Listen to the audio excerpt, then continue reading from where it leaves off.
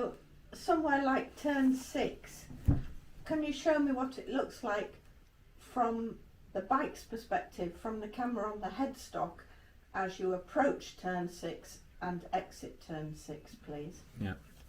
So we'll look at it from the onboard camera perspective, which is approaching turn 6. And what we'll do also while we're here is we'll find it out on, if we look at the little marker here, we're coming up to turn 6 there, so that's the drive out of 5 and over onto the hill between them 2 points, and zoom in.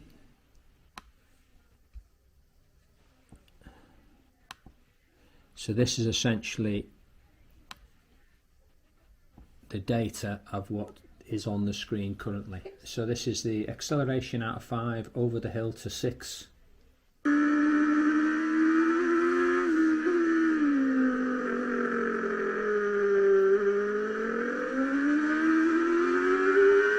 And away we go.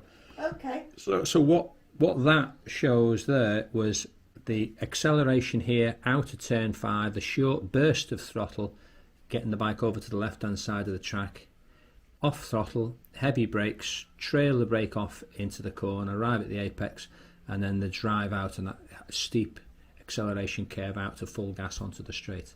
So that's, with lots of information here, you've got, this is what's happening rear wheel speed with the white line there, front wheel is the orange one, and the GPS speed is below it.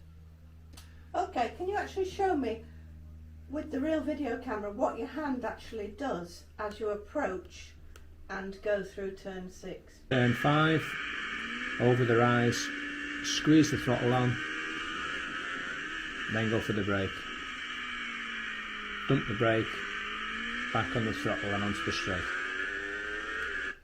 So even though the hand isn't showing massive movement, you can clearly see that this is what the throttle is doing. The green line is what my hand was doing there. That little punch, this is the drive coming out of 5 over the rise, and then throttle off into turn 6, grab the brake, trail it off into the corner, pick the throttle up and drive out.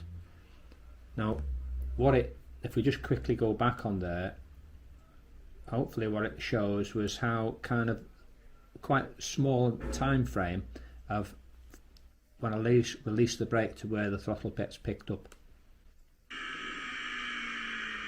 Off, on. That short time frame is effectively this red line coming up here. This red line coming up here, from there to where the throttle opens. Distance wise on track is 8.14 meters. So it isn't a very long distance point of view, which is obviously not a lot of time either. They're changing down through the gears. So we come out of 5, get the short shift in, hook it back and into the corner, apex, and onto the straight, and away you go. So all of these, I mean, you can timeline, you can key those videos and link them all together if you wanted to. But if you're looking for a specific problem or an issue that you might have had or are having videos like that isn't a bad thing to have, so that you can literally use them as a form of visual data and then match it up with the actual data on screen here.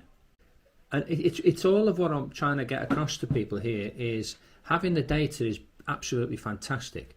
Being able to key it into from your working it out point of view, keying it into a visual data as well, gives you what's happening, what it actually looks like, and then you try and match that up with when you're on the bike, what the feel of it's like, and you've got like the perfect triangle then.